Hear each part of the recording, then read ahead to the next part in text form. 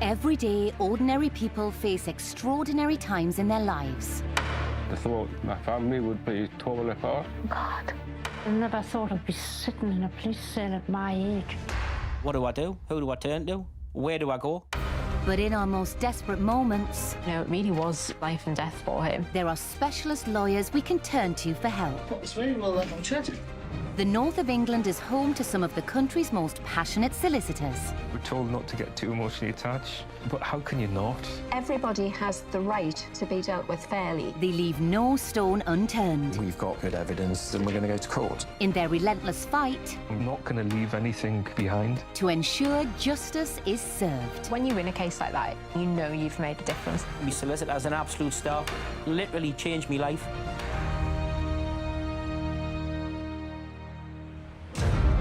Coming up in today's show, a personal injury lawyer refuses to give up You do take it personally. You want to succeed. to get justice for a young jockey. If I'd had a solicitor that wasn't as determined as she was, I don't think I would have got anywhere. And an immigration lawyer goes the extra mile He was so happy and was jumping up with joy. to keep a loving family together. Mr. Latif did such a good job. It's a relief for everyone.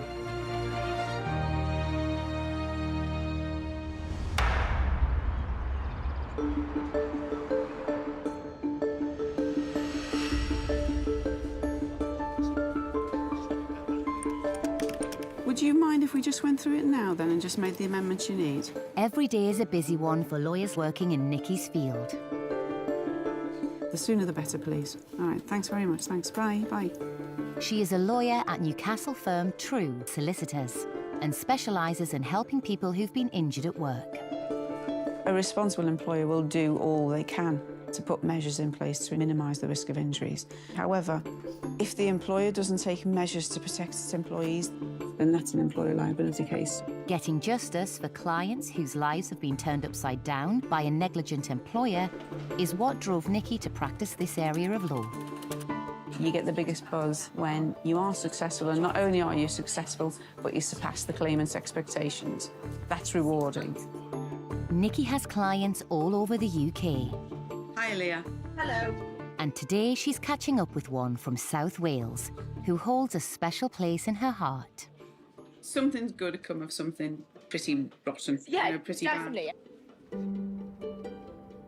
Leah's a genuine young lady who was very driven and passionate about what she wanted to do, and all of a sudden that had been taken away from her. 23-year-old Leah has a lot on her plate. I've probably been in for about 3 weeks now. So, yeah, the living room is definitely last priority, as you can see. Having managed to get on the property ladder, she's starting a new life. So I've got this furniture to finish off. I got all of the wood downstairs I need to do, all of it. But it's a different life from the one she'd always dreamed of. Before I could walk, I was probably sitting on a horse. I don't remember learning. It's just been something I've always done. I was probably about 13 there. I think I was in my first year of comp school because I have my comp tie on. I sort of went to racing college and then pretty quickly I had the bug. Leah had talent and a burning ambition to be a top jockey. It's mental. It's like going 30 miles an hour at a solid fence on something that's not really listening to you, but knows what it's doing enough that all you've got to do is hang on, really. But yeah, massive adrenaline rush. And it's such a male-dominated field. I just wanted to be one of the girls that could do it. Leah got a job at a top racing stable. She was 18, ambitious and eager to do a good job. One of the tasks the stable gave her was to train a pony that had been bought for the owner's son. Get them used to being ridden out, to being ridden every day. It's like education for the pony. That was why I was asked then to ride him, to continue that education. But Leah said the horse appeared uneasy and the training became dangerous. The pony threw his front legs in the air, sat on his bum, and bruised all my knee really bad. And that day I sort of thought, oh, that was quite volatile and quite extreme. I did mention to my boss, I said, just so you know, the pony is playing up, he's not happy, he doesn't want to go out on his own. I think I need a lead with him, an experienced horse you can follow. But a few days later, despite having raised concerns, Leah was asked to take the horse out again without a lead. It was just completely unhappy from the get-go. There's this really distinct moment that I don't think I'll ever forget. He reared up onto his back legs. As he was up in the air, I'd sat into him and I grabbed onto his mane, and I just remembered the point of the gravity going that millimetre too far. He lands flat on me. All of that weight went into his bum, which was on my leg. I knew something was very, very, very wrong somewhere. Leah was taken to hospital. Her injuries were much worse than she'd imagined. I was in the recess, so the emergency of the emergency room. And I remember them talking about my leg a lot and them telling me if they can't get the blood flow to it, there's a chance I'm going to lose it. Fortunately, the doctors managed to save Leah's leg, but it would never be the same again. You've got 2 braces there, and the 4 screws each holding them in. And then you've got 2 in the middle there. Leah's mum looked after her while she recovered. I actually remember at one point when I was home, I'm sure I was still on crutches, and I was hanging over the kitchen gate, and I was saying something about going back to work, and I remember you saying to me then, this is worse than what you think it is. I mean, it did change your whole plan. The thing is, you couldn't work for months. You couldn't go back to doing the job. Eventually, the reality hit home. The severity of the injury meant Leah's chances of becoming a professional jockey were over. That moment where I thought, this is going to really hurt, that was it. That ended it all. Leah believed the accident could have been prevented if her employer had better protected her. It was the finer details of that circumstance that set it apart from being a total freak accident to something that could have been avoided. Leah got in touch with Nikki. From the information Leah provided to us, it became obvious that potentially the defendant was aware of this horse's behaviour. She was naturally concerned about bringing a claim against her employer, but she shouldn't have to suffer as a result of somebody else's negligence. But getting some kind of compensation for Leah wouldn't be easy. Nikki would have to call on the full arsenal of her legal expertise. Horse cases are notoriously difficult. You do know that the rate of success is not very high. Undeterred by the potential complexities of the case, Nikki began to compile her evidence. First, she needed to show the injury was severe and had caused Leah irreparable damage. Seeing the extent of the injury, it was a reason to push harder for Leah's case, because you could tell straight away from the photographs that this wasn't some injury that was going to resolve within a matter of months. There's a high percentage she's going to need a full ankle replacement in her early 40s. Next, she needed to prove that Leah's employer would have known about the horse's dangerous behaviour before asking her to ride it. What we did was we gathered witness evidence from colleagues that confirmed that from day one, the pony had been troublesome. One of them says he actually witnessed Leah get thrown a couple of days before. Another statement confirms that it took nearly an hour to get the horse just into the horse box because it behaved so badly. Quite simply, the pony wasn't ready to be taken out on its own. Nikki submitted a claim to the insurance company of Leah's employer. But the stables denied they were liable for the accident. They claimed the pony was nothing like Leah had described.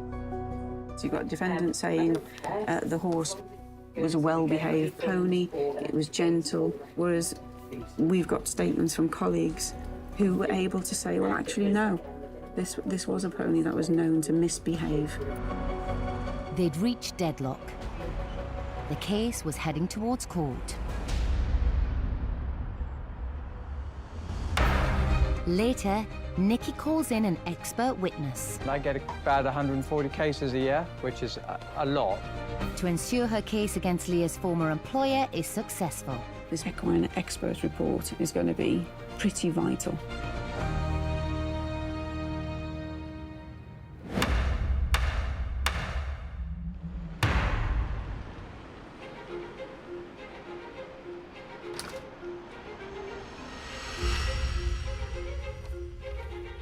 Newcastle has grown into a city full of diversity. 11:30? Yeah, 11:30. Okay, great. All right, bye. Okay. Immigration lawyer Liaquat Latif plays a part in keeping it that way. We want to really push because it's a strong case. He helps people who can legally make the Northeast their home successfully navigate the complex and costly process they must go through to do so. And then you can maybe print that off, yeah. Okay, all right. Okay, bye-bye. Under the current immigration system, to get leave or get a visa granted initially, it's a very expensive process, and it's getting more and more expensive. One recent case in particular showed just how important Liaquat can be for families facing the possibility of being torn apart if they can't prove they meet the criteria to stay in the UK. You're dealing with some of the most low-income families in society. They want to stay, they want to make something of themselves here, but they've got no choice. They have to go through the system.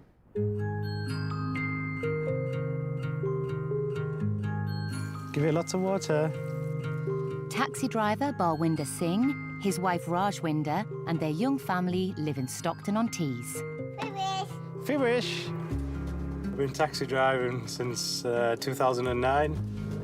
What I love about this job is I'm not stuck in an office, but it's the people. Good morning. Hi, Buzz. You all right? Yes, how are you? Yeah, fine. Family all right? Yeah, everyone's fine, Steve. I have a good relationship with nearly everyone I pick up. Middlesbrough born and a British citizen, Bharwinder makes regular trips to India to see extended family.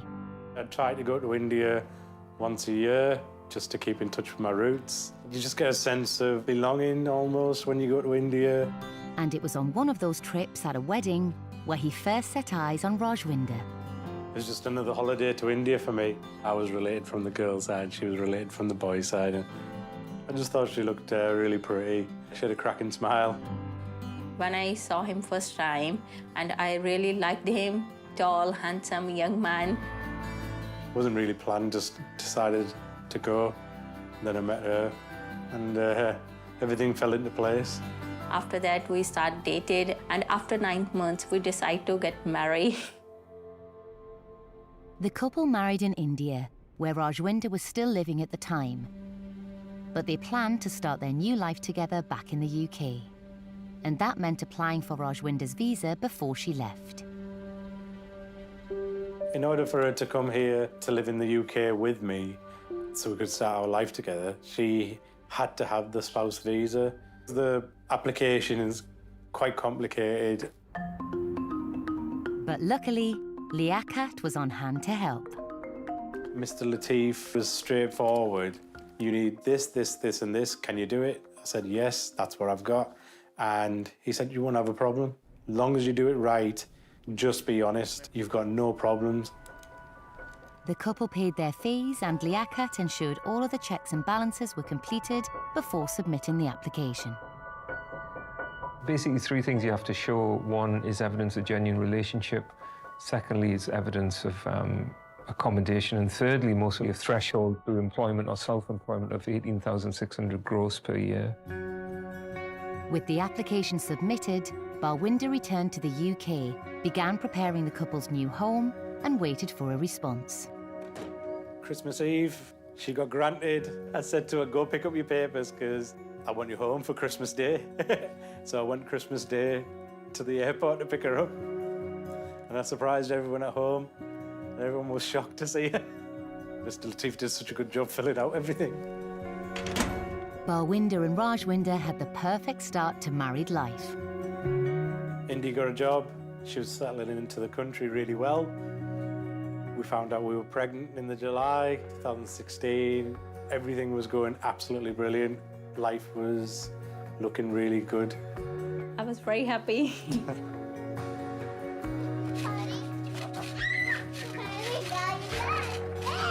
Being a dad, you don't realise how happy it makes you until it happens to you.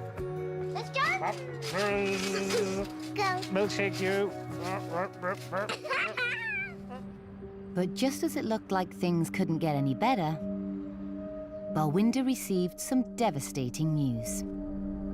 I got a phone call from the hospital asking me to come in that day, which was very odd. He had recently undergone tests for what he thought was a kidney stone. I'd been feeling really tired and always fatigued, and just not feeling myself. But I just thought I was in relatively good condition. But they revealed something more sinister. And they just said, sorry to tell you, Mr. Singh, you've got a tumour growing in your kidney. We suspect it's cancer. I was driving around for 2.5 hours, and in my head, it just kept on going round and round. How am I going to tell my mum? How am I going to tell my wife? He said, don't worry about it, but I was really upset and shocked. Yeah. Bharwinder had the fight of his life on his hands. The first thing I thought of my daughter. I just thought she'd just come into this world. I'm not going to see her grow up. I'm not going to see her get married. I'm not going to be there for her. Because being a dad was the best gift ever, and I felt like someone was trying to take it away from me. The last thing the young family needed was another battle. The surgery took about 6 hours. My wife was tending to the baby, then she'd tend to the big baby. It was painful. I was constantly in pain. But a few months later, with Bharwinder on the mend, they had more to contend with. Rajwinder's spousal visa had nearly run out. To renew it, the couple had to provide proof that their circumstances still met the Home Office's criteria. That meant going through the couple's finances to ensure they were earning enough for Rajwinder to remain in the UK, and time was running out. I had a few weeks to sort it out, and I was thinking, I'm not going to make this deadline, no chance. They needed Liaquat again, and fast. When Bharwinder first came, when he made the application in 2015, he met the criteria. He was a taxi driver then. He earned the correct amount. But Bharwinder's earnings had taken a hit. 2.5 years later, his income had been reduced because he'd had cancer. On an application that seemed to have to say on first instance that should have been fairly straightforward compared to some of the other cases, it suddenly became dramatic because of the circumstances. Mr. Latif said he'd get stuff sorted on his side, ready to go, and just concentrate on getting better. Liaquat knew it would be vital to find every penny of income. We had to look through the 12 months' wage slips. We looked carefully through hers. They wanted tax return and my earnings for the previous year, which I'd been off for most of. They wouldn't be getting a spouse extension unless they met that 18,600. And as I've said, it's very prescriptive. So if you don't hit the mark, there's no leeway. If we didn't have the correct paperwork and we didn't meet the criteria from the Home Office, we would have had to try and get onto the 10-year visa route, but it would have been 10 years from then. If this application was unsuccessful, Rajwinder might only be able to apply for indefinite leave after 10 years instead of 5. As well as the additional stress and uncertainty, there would be severe financial consequences too. The impact would mean that it would cost the family over 10,000 on current terms fees and another 10 years of going through this immigration system. But luckily, Liaquat's meticulous approach paid off. With his combined income, they just scraped through on the 18,600. So we submitted it. There are never any guarantees in immigration cases, though, so the couple faced an anxious wait to see if their application was good enough. Eventually, they received an answer from the Home Office. It was granted. They satisfied the rules.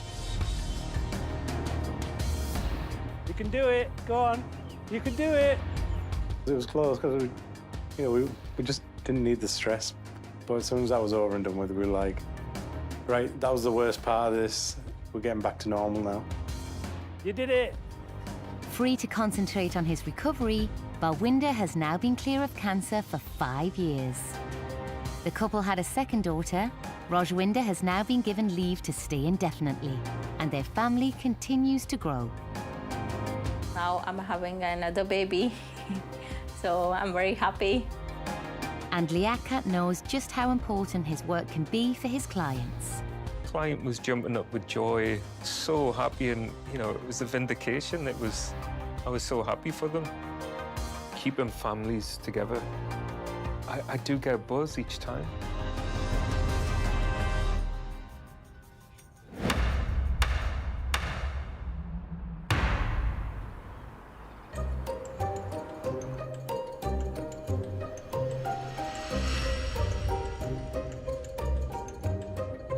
No, just even family. Did you have anybody come in on a regular basis at all to help you? Lawyer Nikki Haywood is preparing a case for trial. Nikki's client Leah aspired to become a jockey until an accident at work left her badly injured and her dreams in tatters. I just enjoy riding, I think, and I just wanted to make a career out of it. She shouldn't have to suffer as a result of somebody else's negligence. And Nikki knows precisely how it feels when an injury changes the course of your life. From school, I joined the Royal Navy, or the Women's Royal Naval Service. So I became a helicopter mechanic. But in 1990, I think it was, I had a skiing accident and did some quite significant damage to my knee. So it was deemed I was unfit to climb on aircraft anymore. So I was medically discharged from the Navy in 1992. I empathised with Leah because I loved being in the forces. I was devastated, and similarly, I've no doubt Leah did not want to lose the opportunity to become a jockey. To have that suddenly taken away for something that could have been avoided, it must be quite heartbreaking, I think. Nikki had already put the negligence claim to Leah's former employer, but they denied any liability for the accident. The case was heading to court. But Nikki was about to play her trump card. Leah's case is not the first horse case I've run, and I do know that, as with witness evidence, an equine expert report is going to be pretty vital. 300 miles away in Somerset, Charlie Lane is one of the country's leading horse behaviour experts. I have a fairly good idea about what horses are likely to do in most situations. But all horses are unpredictable, and that's part of the risk. Charlie works full-time as an expert witness in court cases involving horses. I get about 140 cases a year, which is a lot. Good boy, walk on. Charlie would compile an independent report based on all the evidence available to him. It's to really look at the story and see what I think happened, and I suppose give an indication of whether someone was at fault for the accident. In this case, Leah said that she was riding the horse on her own, and she said that the horse then napped, reared up, and it reared up so quickly and so violently that it went straight over backwards and fell on her. The defendant said that they had been told, because nobody else saw the accident, that the pony had just slipped on the road and fallen over. If the horse slipped and fell over, then on the balance of probabilities, it was doing something wrong at the time. I suspect that therefore a court would decide that the evidence of Leah was likely, on the balance of probability, to be a better description of what happened. Charlie's comprehensive report, driven by the evidence he had received, aligned with what Leah was claiming. It's 30 pages long. We were asking Charlie, given this set of circumstances and given his history, should more have been done, essentially, with a horse of this nature?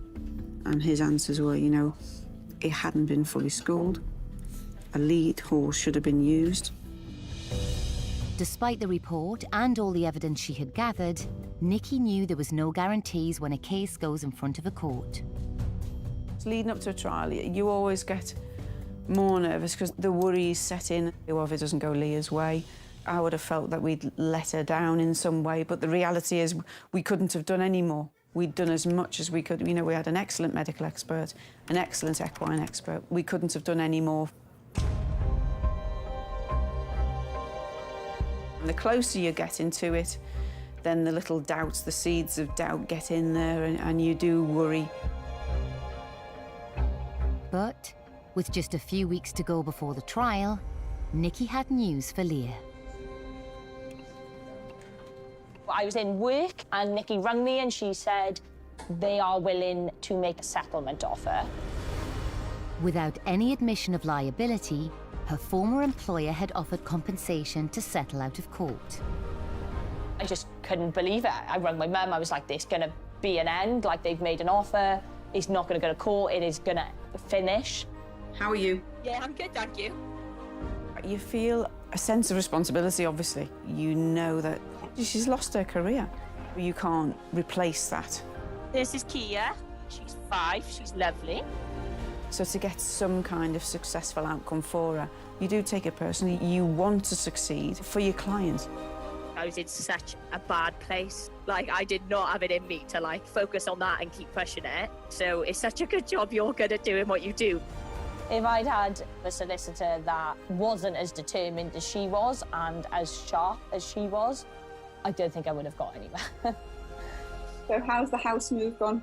Good, hectic. I am probably now only 50% of the way through, but I'm getting there, slowly. Leah's future plans may have been dashed by the accident, but thanks to Nikki's perseverance, her future now looks much more secure. The settlement money Leah received helped pay the deposit on her own home. I'm just like, oh wow, I'm here. Like, everything's worked out considering it's been so bad for so long. I feel like since I've had the house, I've been so much less stressed. Like, even though there's so much more going on, it's just like, oh, it's done now. It feels like I was meant to live here, and I know that sounds a bit corny, but I love this house. I just really like it here. Right, so first room that's just been done is my new bathroom. So I've got to finish, like, putting my mirror and stuff. But we're getting there. It's a nice bathroom now. You know that you can't fix the injury. You can't change that, and that's the sad part. But if firms like us weren't around, Leah's a prime example. She would still have lost her career. I think she would be in a worse position because she wouldn't have her home. And when you approach your own house for the first time, when you put your key in the door, it's a lovely feeling. We've helped Leah achieve that, and that's nice. You take care, and hopefully you'll have your house finished before Christmas. Yeah, no, I'm hoping so as well. Christmas at my house this year. Thanks for everything.